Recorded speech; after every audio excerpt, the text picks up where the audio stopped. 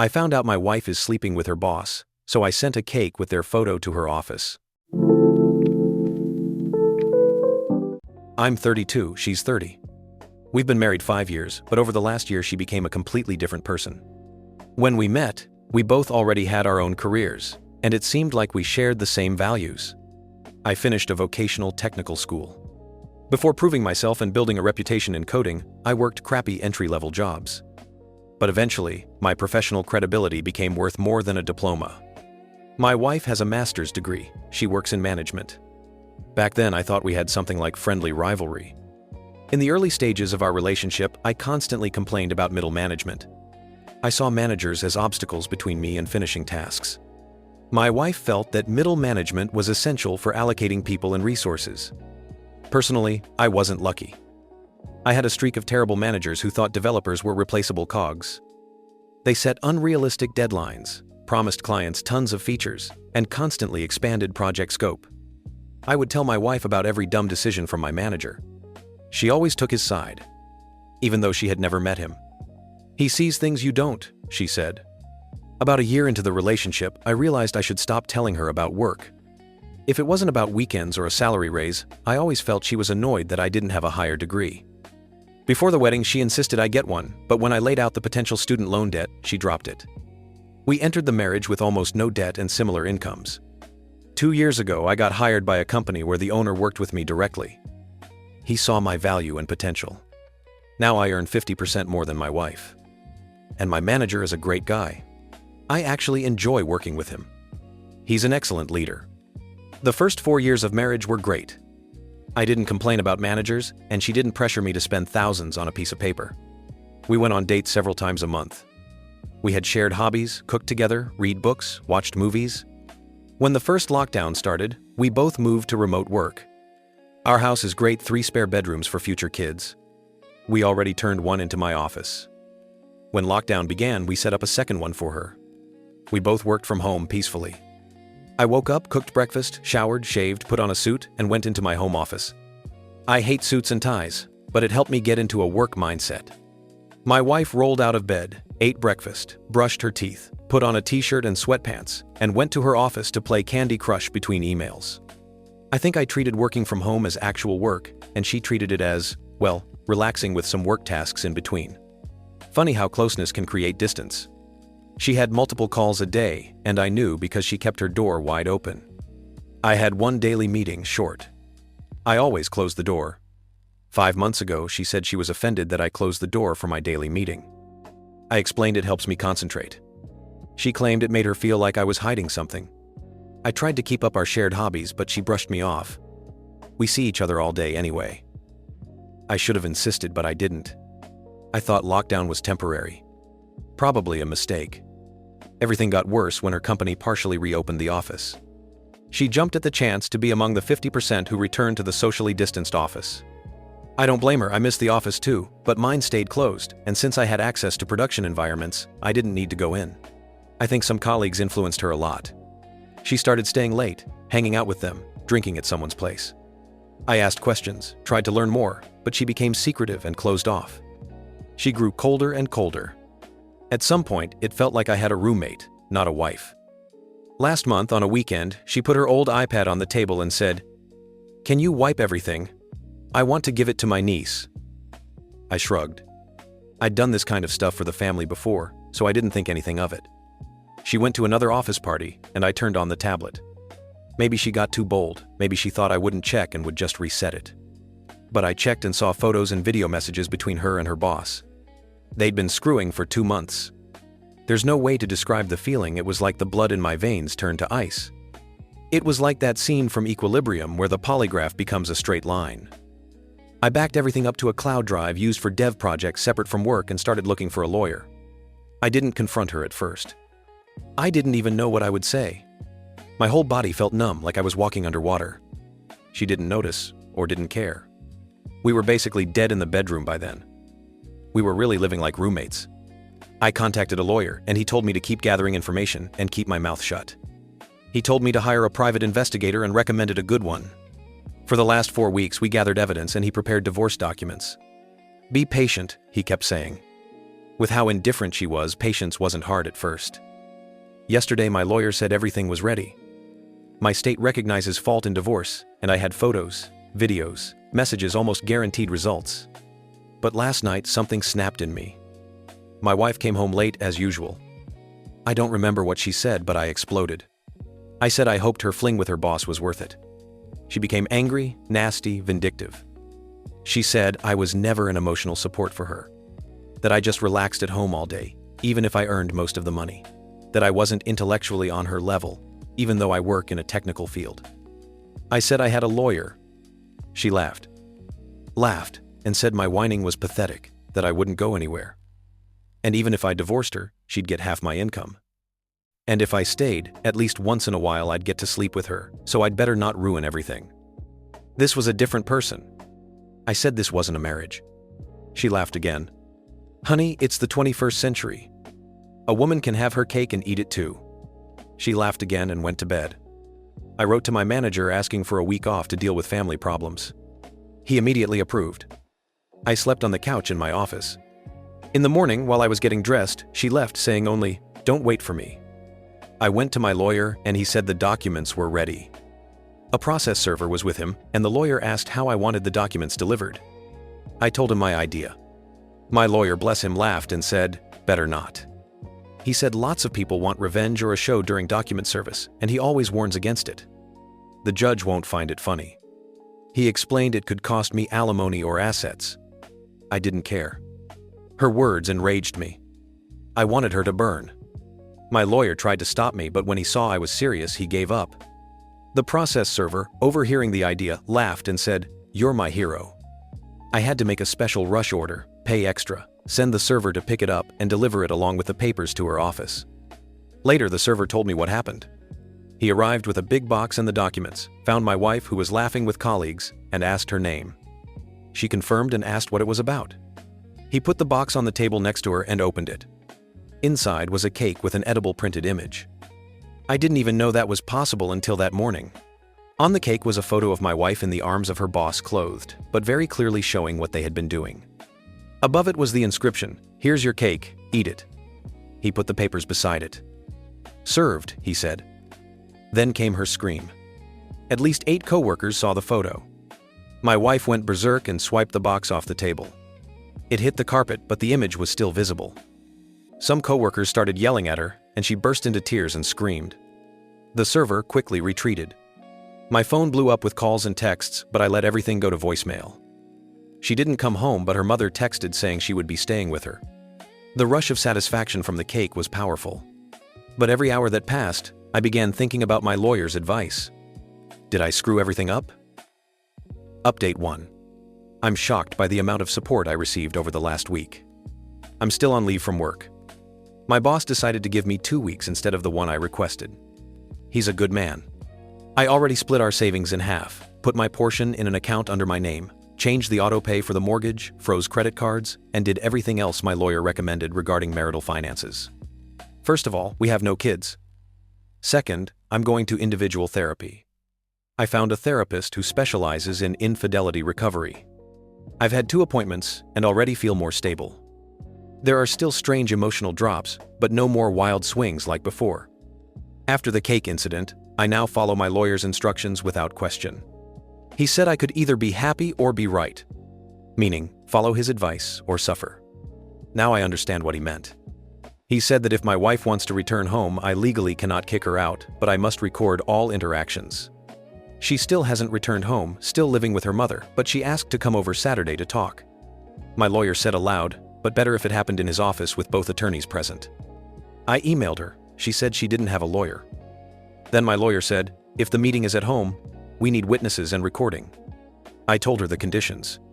She agreed, so I invited 2 mutual friends, and the 3 of us placed our phones on the table, ready to record. She came and tried to awkwardly hug me, but I raised my hand and the recording started. When we sat at the kitchen table, she actually apologized. She said she felt like she was living in a movie and not in control of her life. She said it felt exciting, adrenaline-filled. She asked if I wanted to know why. I said I didn't care anymore. But she insisted on explaining. When the office reopened, she grew close to 3 female coworkers. Each a few years older, 2 divorced. They got into her head, convinced her she deserved more. They constantly asked about our marriage. The leader of the trio began psychoanalyzing me from afar based on my wife's stories. My wife told them about my problems with managers early in my career. The leader decided I felt threatened by educated people. She told my wife I was a submissive male and she needed a dominant man. She said that if I ever found out about an affair, I would yell and growl, but eventually submit. My wife is still working, barely, but the cake was seen by my wife, those 3 witches, her lover boss, and according to her, 2 more employees. The boss immediately ended the affair, told her to communicate only through email. He said if she ever walked into his office alone, he'd call a witness immediately. The 3 witches instantly turned on her and trashed her publicly for what she had done. Everyone else avoided the drama, so nobody went to HR. She said this sudden 180-degree shift pulled her a little out of the fog. She looked crushed and said she needed to ask me for $5,000. I was confused she had money. I specifically left her half. She lives with her mother, has no major expenses. But it turned out the leader and the 2 witches wanted money for their silence. They were blackmailing her, giving her a deadline before going to HR. She begged for help. I told her there would be no return to normal life. Everything has changed. And if she gives in now, they'll demand more later. I told her it was better to self-report to tell HR about herself, her boss, and her coworkers.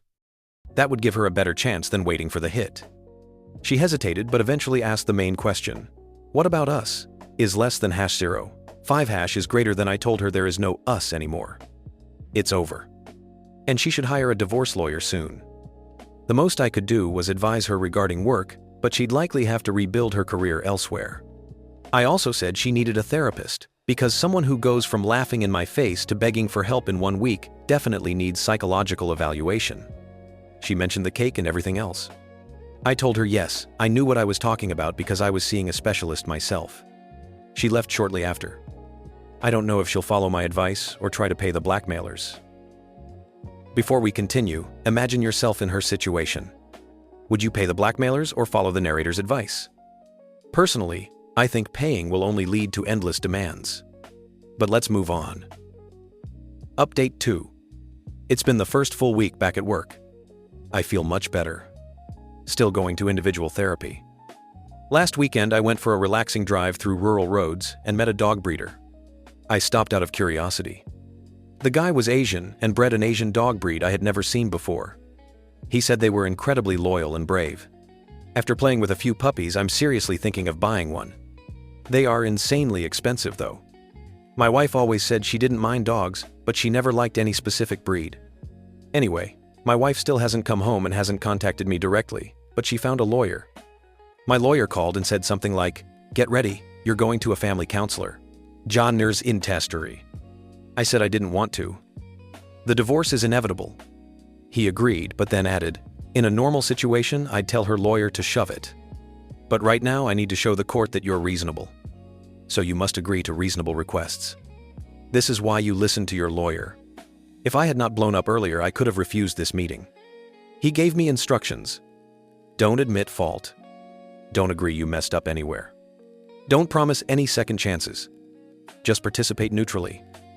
If I still want the divorce, answer in a neutral tone. No yelling, no anger, no blame. The meeting took place over Zoom. Me at home, my wife at her mom's, counselor in office. It was amusing. The counselor tried to distribute guilt evenly. Surely distance might have created needs. Maybe the pandemic pushed both of you. I said I disagreed. It takes 2 people to break a marriage. Yes, her and her boss. If you keep focusing on the past, you can't move toward a bright future. Yeah. The past is the best predictor of the future. And so on. I'm not going to pretend I played some psychological chess or destroyed them with logic. I simply didn't get more involved than required. For 2 hours they tried to make me take at least 10% of the blame so they could say, "See, both at fault, now let's rebuild." At the end, the counselor asked, "Why are you so cold?" I said something like, "Infidelity can cause trauma similar to PTSD." The counselor said, "Yeah, I've heard something like that." The session was ending. I was getting ready to leave when my wife asked if I agreed to another session next weekend. I said I didn't think it was a good idea. Then she started begging, asking what she needed to do for me to agree. I said, "Good night," and disconnected. Now I'm waiting for whatever reasonable request comes next that I can't formally reject just so my lawyer can present me as a calm adult who had a single outburst, not a pattern of explosive behavior. No more updates exist on this story, so we move on to the next one. We agreed with my wife to be productive during the pandemic, but only I kept that promise. Before the pandemic, both in our early 30s, both lawyers, we had very busy schedules, long days, constant travel, and weekends, full of family events and cultural activities. When our firm sent us to remote work, we figured each of us would gain about 30 extra hours per week, thanks to no commutes, no flights, no in-person meetings. We promised to use the time productively. Over the last 6 months, I kept my promise. I read 25 biographies, developed conversational level in 2 foreign languages, trained to marathon-ready shape, started volunteering about 10 hours a week in a voter registration organization, all while keeping my full-time job. My wife? Not so much. She reads fantasy novels, watches documentaries occasionally, and mostly uses the time to relax. I've talked to her about it several times. She says she rejects productivity culture and doesn't want to self-optimize. We split chores evenly: cleaning, cooking, errands. She exercises too, but I'm increasingly irritated, even disgusted that she wastes such a golden opportunity on kids' books and TV shows. I suggested she get checked for depression. She refused, said she's fine. Any suggestions besides divorce? Update 1. We attended several sessions with a family counselor, and it was helpful. We learned that much of our difference in how we want to spend free time comes directly from the nature of our paid work. Even though we're both lawyers, my work is mainly routine contracts, not too intellectually demanding. Her work deals with complex, emotionally draining cases, with real consequences for clients' lives. So she feels exhausted and wants peace in her personal life. We also realized I'm the type who always lives at maximum speed, which makes my current job even more irritating, even though I'm grateful to have it during massive law firm layoffs. She prefers quiet comfort. After counseling, we decided to break up and divorce because we truly had incompatible priorities. But we're doing it warmly and respectfully, no bitterness. We're simply very different people, and it never showed because we were both insanely busy finishing law school and fully absorbed in work. But the pandemic and living side by side forced us to face it. We'll be better off going separate ways. Update 2, 2 years later. First of all, wow, I was such a jerk back then, and I deserved all the criticism 100%. But fate intervened. Soon after we decided to divorce, my parents got COVID and died. We had a strained relationship, but it was still a period of huge grief and regret, especially because I couldn't visit them while they faded and we couldn't have proper funerals. This was before vaccines. Despite how I treated my wife, she was there for me. I asked her to reconsider the divorce, and she agreed under one condition: that I would go to individual therapy to understand why I was so angry and judgmental. Therapy uncovered tons of issues from my childhood. My parents equated anything less than perfect with worthlessness. They believed life must be lived with stoic resolve, and pleasure was almost unacceptable. For example, when I was 12, I woke up one day to discover they had sold my piano because I was having too much fun with it. They also forced me to quit soccer and switch to track because I wasn't good enough to be a starter, even though I loved the team environment. All this made me incredibly critical and resentful toward people who simply enjoy life. Hence my attitude toward my wife. And I kept choosing activities I didn't even like out of fear of being not good enough. Intensive therapy helped. Within a year, I rebuilt my relationship with my wife. She is incredibly kind and forgiving. I also finally moved my career forward into a field I genuinely enjoy. Of course, I still have a long way to go to undo the damage, but now I actually feel happy and hopeful. Do I regret all the years I wasted and the pain I caused? Yes. But the story ended logically, thank God. Sometimes trusting the wrong people can ruin your life, but trusting yourself can save it. And no matter how deep the betrayal feels, choosing dignity over revenge always leads you to a better tomorrow. Thank you for staying with me through this emotional journey. Take care of your heart, your home, and your peace. You're watching StoryBoar, where real emotions tell real stories.